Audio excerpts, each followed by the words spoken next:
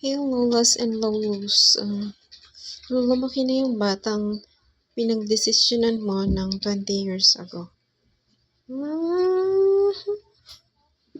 Ah, nakapaghintay ka? Maghihintay ka ng gagawin ko? Aabangan mo ako? Hindi eh. Ibang tao yung gagawa. Kasi I grew a lot. Pati yung mga tao. Pati yung mga tao, I don't know.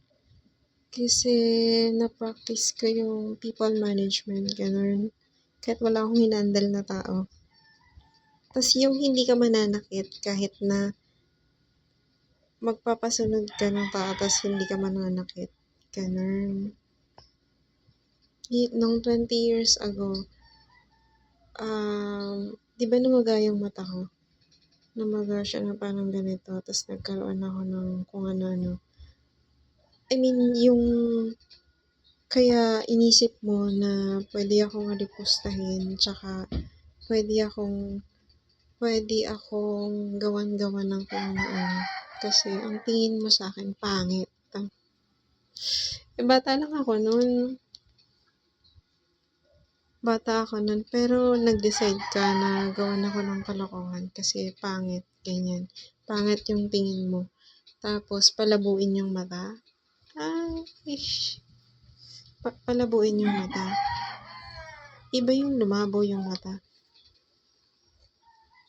Tapos yung, hihintay mo na may gagawin ako. Wala, hindi mo ako makikitang gumawa ng kalokohan. Sad to say. Kasi may peers ako or may kakampi ako. Naniwala ako doon. Na sila yung gagawa na kung ano dyan. Kasi, wala. Kasi parang katulad ng akin.